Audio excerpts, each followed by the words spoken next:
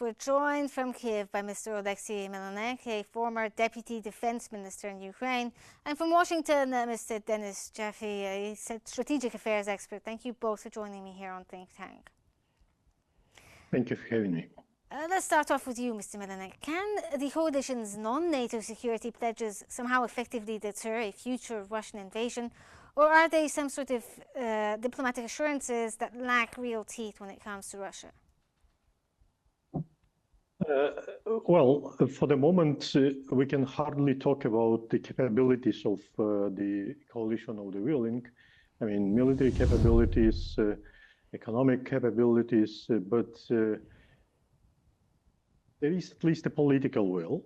And this is probably the first step. If there is a will, there is a way. Europe can partly substitute American support in the sense of money, because since Donald Trump became a president of the United States, this country does not provide any financial support for Ukraine or material support for free. And Europe has been able to buy weapons from the United States under the so-called Pearl program and provide these weapons for Ukraine. But again, lacking defense industrial capabilities and lacking nuclear shield or some essential things like air power, intelligence, I think Europe has to mobilize more resources to take a leading role. Okay, Mr. Jaffe, let's get your take here. Now, President Trump says that Europe is a weak and decaying continent, but with the US sidelining NATO right now and pushing a Moscow-friendly peace deal, who's really undermining the Western unity here in Europe? Priam, good to be with you, Merhaba, and to have the opportunity to discuss these issues. European leaders need to be more strategic. They need to be smarter with respect to regaining standing in the world and with the United States. Mm-hmm. President Trump is walking all over them. You know, there are three ways to try to get someone to do something. There's whacking them over the head with a stick, there's offering them a carrot, dangling it in front of them, or is offering them sugar, hoping that they might do something in return for the sweetness. Mm-hmm. What Europe has been doing is applying only sweetness with Donald Trump, and it is backfiring. He calls them a decaying continent. He calls Africa, forgive me, shithole countries. The United States is not a reliable ally in the world with political influence. What will happen if China attacks Taiwan? What will happen if Russia goes further into Ukraine or into other countries? The United States is not expected to be a reliable ally. So there's an opportunity in Europe with respect to finding who is it that is on their side, on Ukraine's side, who has influence on Donald Trump. They've failed to do that. Well, if I could just follow up there, do you think that possibly President Trump wants to get this deal done and over with because there is a real fear when it comes to Russia, and that's why he is sort of pushing the Europeans and calling them weak and decaying? No, I don't think he cares about peace per se. I think he cares about, he wants the Nobel Peace Prize. If he can muscle them, ironically, in terms of trying to achieve peace, into a deal with Ukraine and Russia, then there's the semblance, at least for the time being, there would be, of peace. But he is all complimentary when it's in his personal financial interests or in his political interest with respect to his status. He can be treated and honored and welcomed to Great Britain with the King of England. But when it comes time for Europe to be able to count on President Trump in the United States of America, he's not there. So he turns their back, he turns our back on Europe, and they are kissing his behind instead of being strategically smart. Okay, Mr. Melnyk, can we ask you here about this as well? Do you agree there with Mr. Jaffe about the idea that Trump has the ability to push around the Europeans because they have basically rolled over? Yes, he's definitely trying to isolate Europeans and to make just bilateral deal with Russia and forcing Ukraine to accept whatever Mr. Witkoff agrees with Vladimir Putin. Mr. Witkoff and his Trump's son-of-law, Mr. Kosher. But it's a strange situation because at one moment he tries to isolate Europe and all these rhetorics, critics towards Europe, and on the other hand, he wants Europe to be like part of the deal and pay for almost all of his initiatives. And I don't think that the Europeans are ready to accept such unfavorable deal for Europe. Which kind of brings on the next idea here, sir. I mean, obviously, Europe, as well as Ukraine, needs weapons, and in order to achieve, some sort of victory, eventual peace, and so forth. Given what's happening right now, what red lines are absolutely non-negotiable for the Ukrainians when it comes to sovereignty and territorial integrity? Okay, about weapons and the red lines. Ukraine has already suffered 7 months without any weapons provided by the United States back in 22-23, when, again, because of Trump, who blocked American support for Ukraine for 7 months, as I said. But Ukraine survived with bigger losses that it could be. And nowadays, the United States needs Ukraine to buy weapon itself or through the European or by the European money, because it's beneficial for the United States defense industry. As for the red lines, there are very clear red lines being announced by Ukrainian leadership. First is the territory.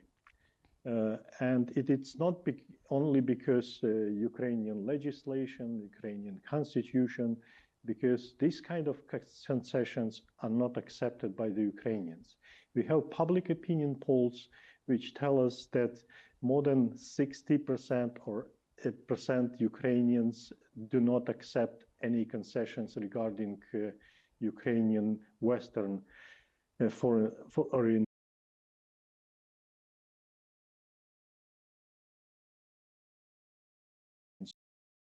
territories for peace.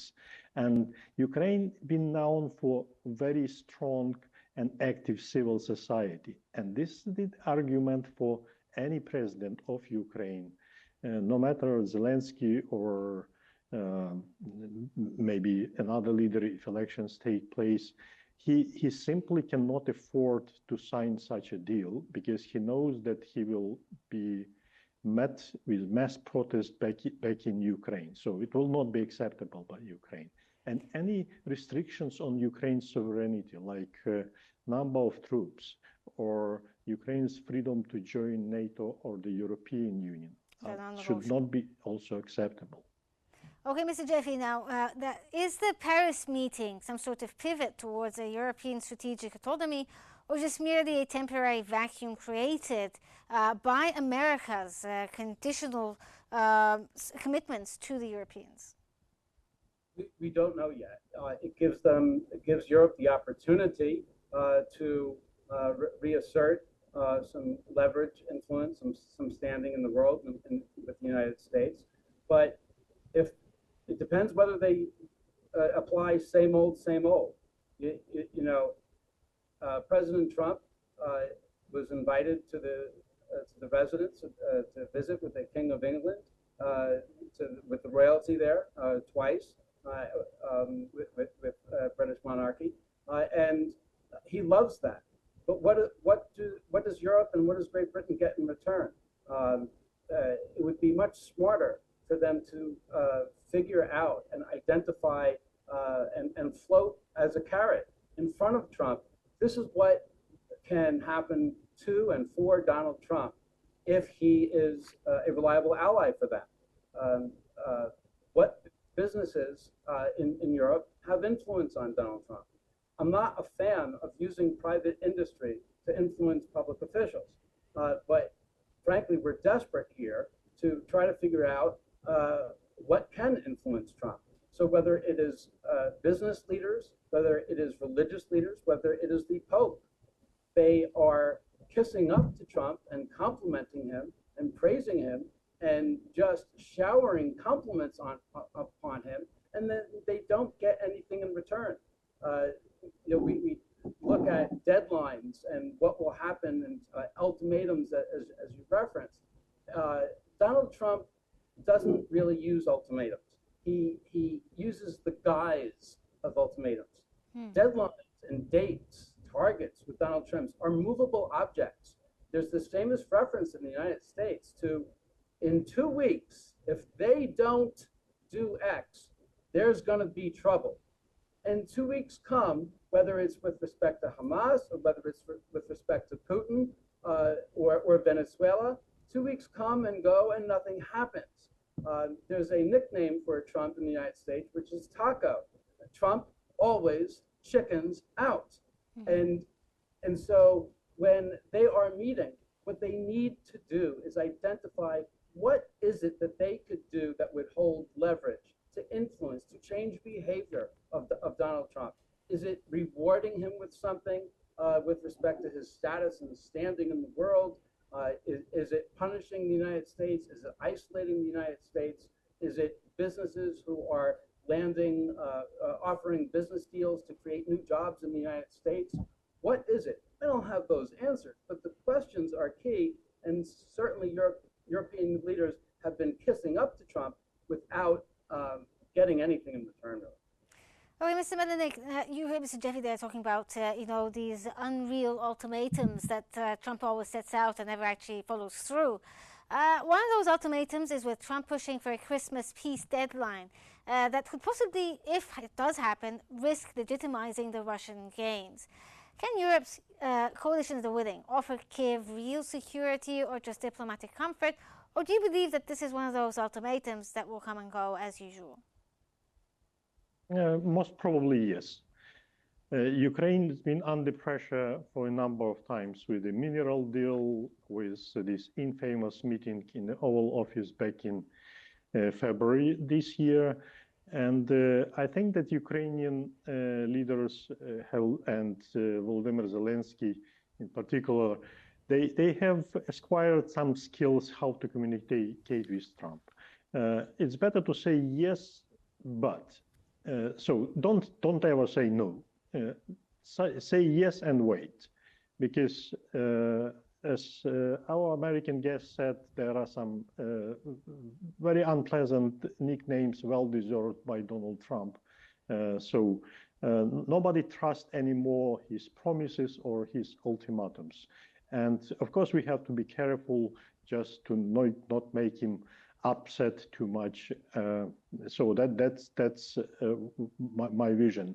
And as for the security guarantees, it's important to make the first step, to make political decision. But even the Article 5 of the Washington Treaty, which for today is the strongest what allies can get, kind of security guarantees. But if you read carefully, it's an empty words, if not supported by careful planning by resources. So, but let's start with this political decision.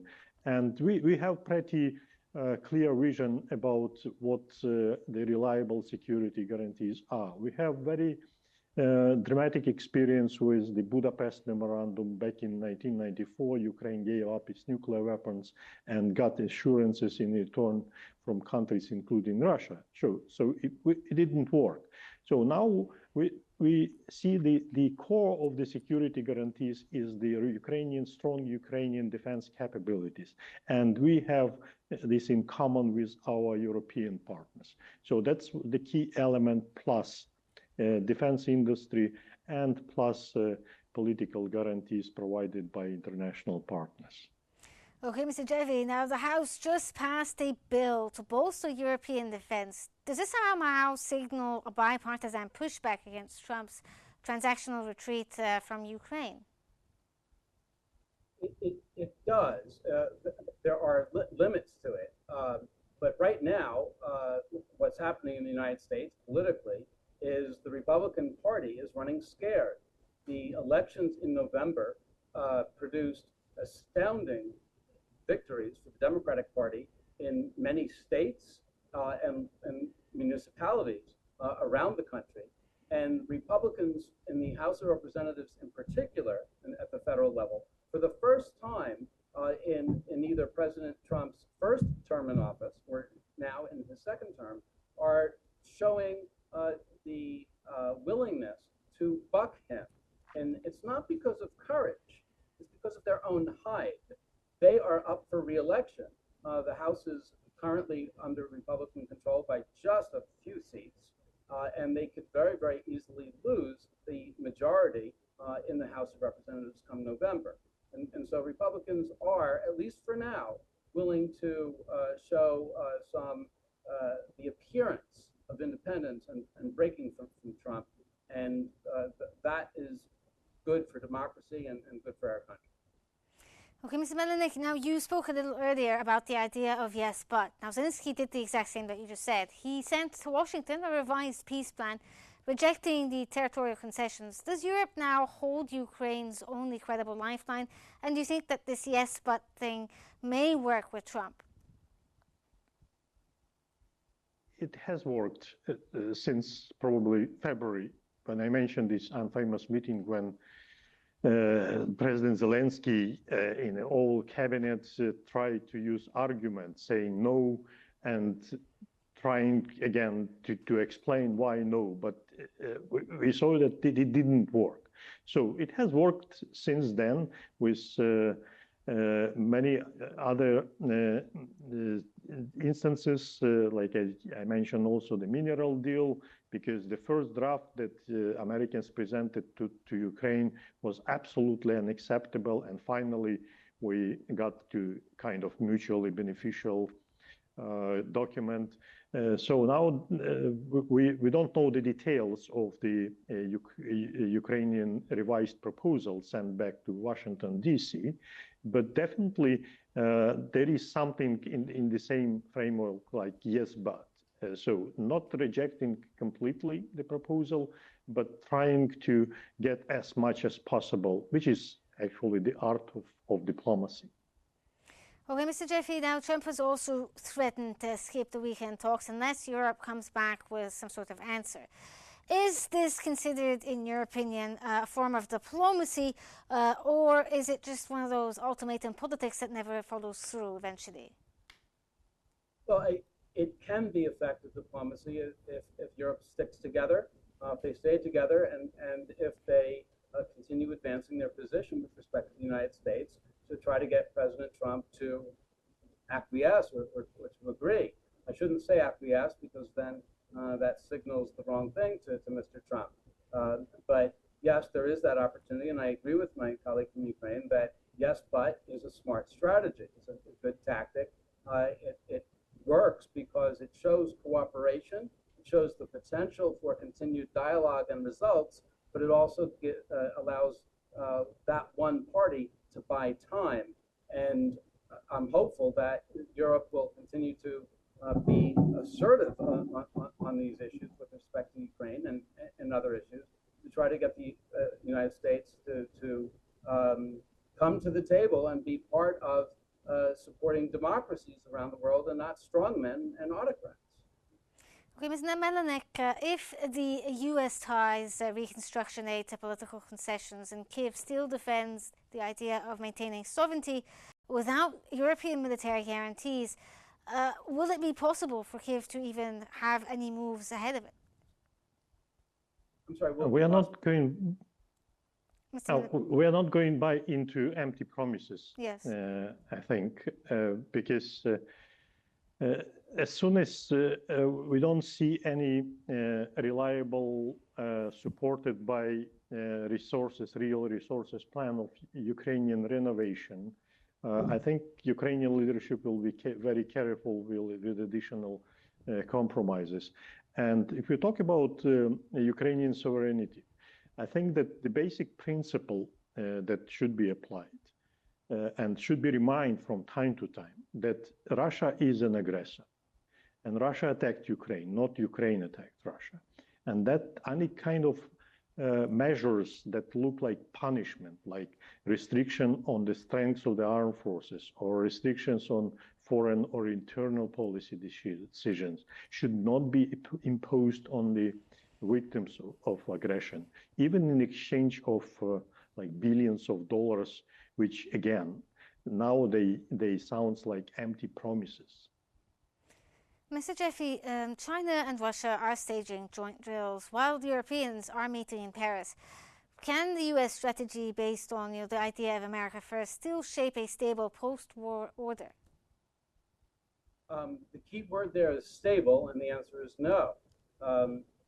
As long as America is looking to not exert influence in order to stand for justice and what is right, and we've had our share of violating that in the past, everyone knows.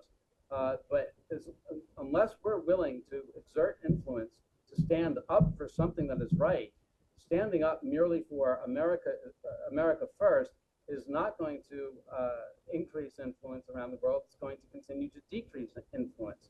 America first is really America withdrawing, America only, America in isolation. America first is not about putting America first. It's about looking inward, and that is not a recipe for doing what's right. It's not a recipe for gaining or keeping what respect that we still have. It's not a recipe for having influence or stability. It's a recipe. It is giving a green light to the dictatorships in Russia and China and North Korea to be able to run roughshod over others who are democratic countries in this world. It's just crazy.